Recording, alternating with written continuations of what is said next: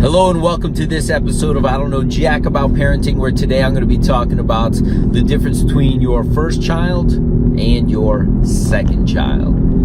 So the big question is this: how are parents like us, who don't have a manual, who are doing the best we can, who feel as though we aren't enough, how are we going to raise healthy, happy children who we are proud of and still keep our sanity in that process? That's the question, and this podcast will give you the answers. My name is Ryan Roy, and welcome to I Don't Know Jack About Parenting, a podcast for parents who are being real with themselves. Hello and welcome back to this episode of I Don't Know Jack About Parenting, where today I'm going to be talking about the differences between your first child and your second child. Coming off last week, I actually spoke about this, saying that my boys were polar opposites. And I hadn't read this article that I'm reading now, or just read this morning, till now. So I didn't have this information last week. What I read was the first child, statistically speaking, is typically the child who is the pleaser of the parents.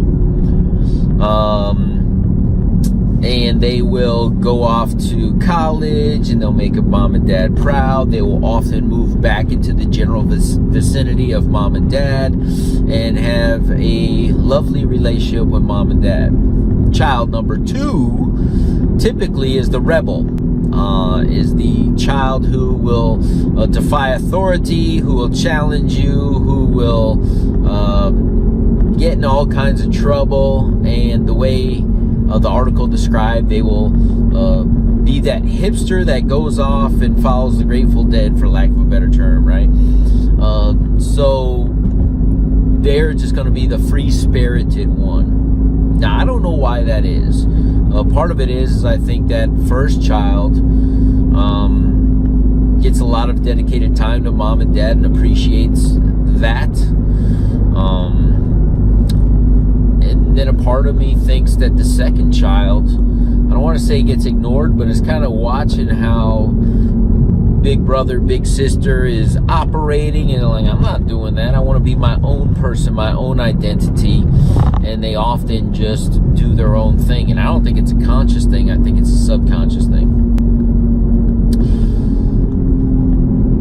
So it's just an interesting dynamic. So the whole reason for this podcast for me is, if you understand certain things going into a scenario, then I've always said I knew my second child, maybe this is just like a feel thing, I always knew my second child would not be as well behaved as my first child. Let's put it that way. First child, model citizen, listens, does his work, has empathy for people, and his second one, he's just a little pain in the butt, for lack of a better term. I absolutely love him, adore him, but he is his own individual, and he is not going to be like his brother. He's not going to be like anyone else. He's going to be himself, which I absolutely love. But if you know he's going to be a challenge, if you know that number two is going to be a challenge, statistically speaking, nothing's etched in stone again. But if you know that, you'll have a little bit more empathy, a little bit more understanding, maybe be a little bit more lenient and not necessarily compare. I caught myself the other day comparing the little one to the older one to him. I was like, hey, your brother never did this. And I was like, if somebody said that to me as an adult, hey, so-and-so doesn't do it, I said, fantastic. I'm not that person. That's probably why I don't do it that way. So I caught myself, or at least in the mirror later on that day, saying, you don't need to compare the two boys. They are their own individuals. Allow them to be their own individuals. They're both coming up with totally different circumstances of being raised. One was raised with two parents who had never been parents before, and we're figuring it all out, and we're super ultra careful and probably put a lot of extra dedicated time into them. And then the other one is being raised by two parents who have 6 years experience being a parent, realize we got through it once and know we could get through it again, and we aren't as overly cautious as we were with the first one. So they have two totally, even though they have the same parents, right? We're the same people, but we're different people as we've grown. So we've grown in certain areas and he's getting the experience of those parents. So just know they came from the same womb. Just know that they may have possibly came from the same father also. Just know that they're raised in possibly the same household. But do the parents have different jobs, different careers, different responsibilities? And as the parents are changing and evolving, the way we parent will change and evolve, positively and negatively.